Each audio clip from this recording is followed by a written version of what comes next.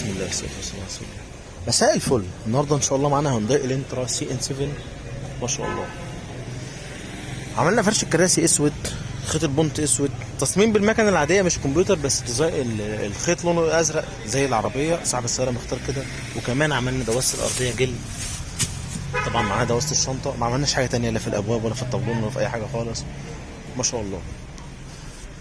خلاص انت اتعودت على الشغل، مش محتاج اقول لك ان الفرش الاصلي راكب تحت ده مفيش اي تخريم او تقطيع، وان التجسيم ده معمول بطريقه معينه من غير ما نبوظ في الاصلي. وعندنا استعداد نفك الفرش ده ونوريك الاصلي سليم ولا لا قبل ما تستلم مننا العربيه، لان بفضل الله هنبيع لك شغل مش كلام. بص التفاصيل، هتلاقي القيمه دي نفس القيمه دي. بص الغرزه اللي في الدوران، الغرزه ما شاء الله. سي ان 7 من العربيات اللي بحب اشتغل فيها، تفاصيل كتير محتاجه صنعه، كل حاجه لازم تطلع مظبوطه زي ما انت متعود معانا ما شاء الله. هفتح لك جنب جنب وباب باب عشان تبص وتستلم وتشوف كل حاجه، واقرب لك واوريك. شوف كل حاجه، لقيت خيط معوج، لقيت كشكشه في الجلد، تقول على طول ما شاء الله.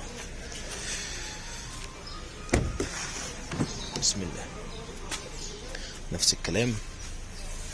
خلاص متعود انت على فتحات الحزمه، تفاصيلك، تجسيم البونت اللي في الدوران، ظهر الكرسي فبر على وضعه، ادي برضو البونت اللي في الدوران اهو، وهنا اهو. والف لك برضو الناحيه التانيه عشان اوريك كل حاجه.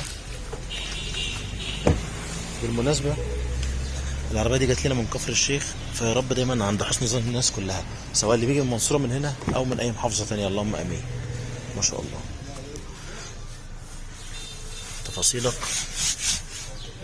تفاصيلك دوران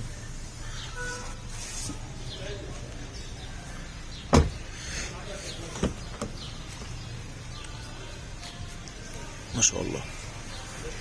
هونداي الانترا سي ان 7 كراسي فابريكا اسود، خيط اسود مع ديزاين بالمكنه العاديه خيط ازرق، ودواسه الارضيه والشنطه. اسف لو طولت عليكم، اتمنى تتابعونا على طول، متنسوش مننا. اشكركم شكرا جزيلا، السلام عليكم.